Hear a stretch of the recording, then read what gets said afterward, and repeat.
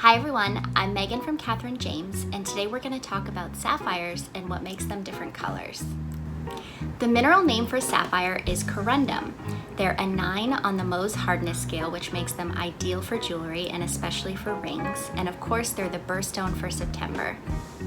The chemical composition for pure corundum is aluminum oxide. In its purest form, aluminum oxide is actually colorless, which is sometimes used to simulate diamonds. When the aluminum oxide starts to mix with trace elements, the sapphires can start to take on some of their trademark colors. This makes them an allochromatic gem.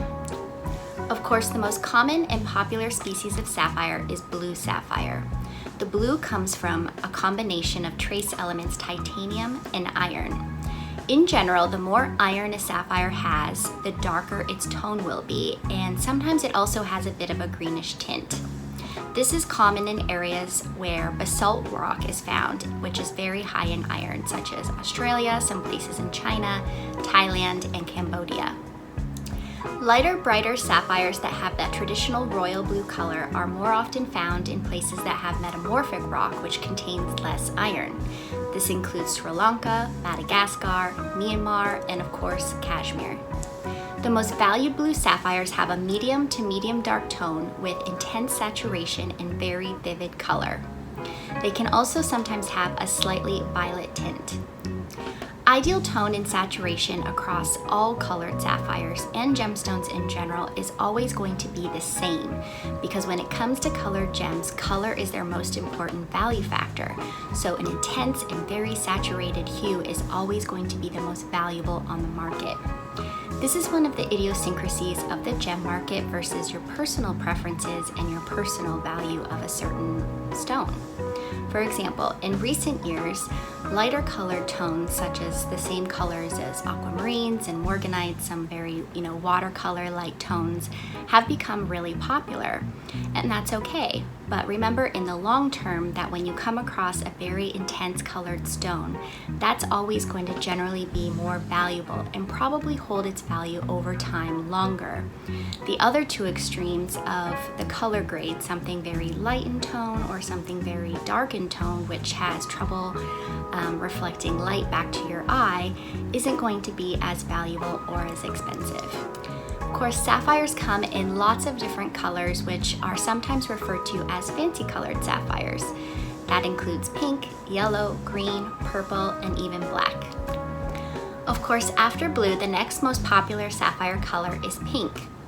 Interestingly enough, pink sapphires are actually the same thing as rubies. They're both corundum and colored by the trace element chromium. When chromium is in large amounts and not inhibited by any other trace element to be a true red, this is a ruby, and it is very, very rare and exceptional. When the gem has less chromium, the tone of the mineral is going to be lighter, and that's going to make it a pink sapphire. Again, the distinction between pink sapphires and rubies can be a little bit blurred, especially depending on where you are in the world. But in general, it has to be a true red in order to be considered a ruby. Pink sapphires are the most valuable when they do have a very intense hot pink color, especially without heat treatment. And again, they're mostly sought after in places with metamorphic rock similar to rubies, such as Myanmar, some places in Africa, and Sri Lanka. The chromium of a pink or red sapphire combines with blue, you're going to get a purple sapphire, which contains chromium, iron, and titanium.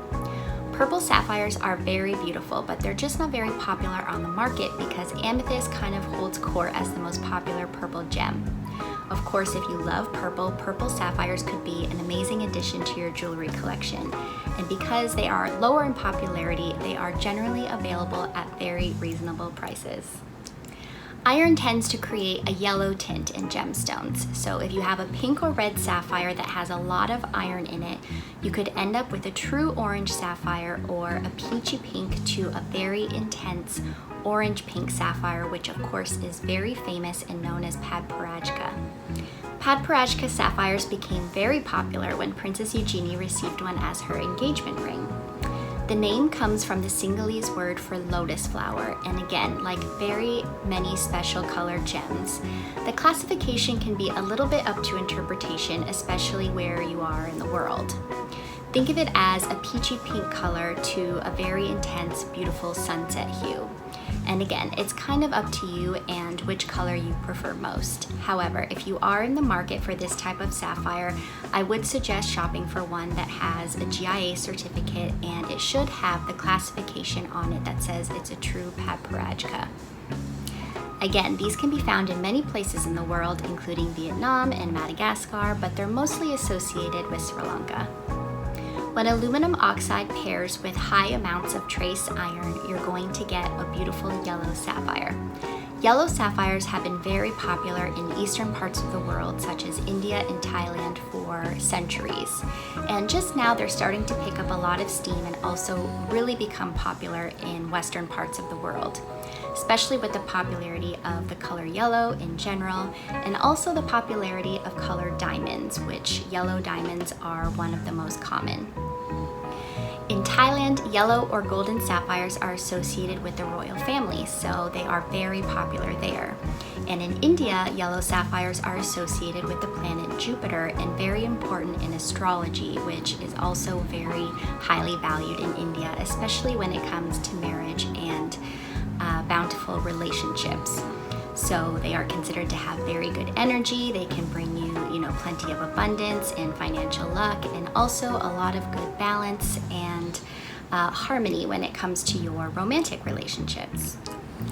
Again, yellow sapphires can range from a very light colored lemon yellow to an intense bright yellow, which is the most valued, to having an orangish tint and being an orangey golden yellow. Sapphires can also be a color change gem.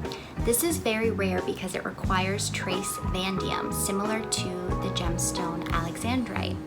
And it's very rare because vanadium is rarely found in the same places that have the conditions required for sapphires to grow. Color change gems can have a very slight to very dramatic color change when moving from indoor incandescent light to natural UV light. In sapphires, the most popular color change is a blue to violet color change, but in more rare conditions, it can have a greenish tone to a violet brownish color. Thank you so much for watching, and if you have more questions about sapphires or any other gems, please leave them in the comments below and we'll try to get to them in a future video. If you like this video, please remember to like it and subscribe so you can follow along as we learn more about gems and jewelry.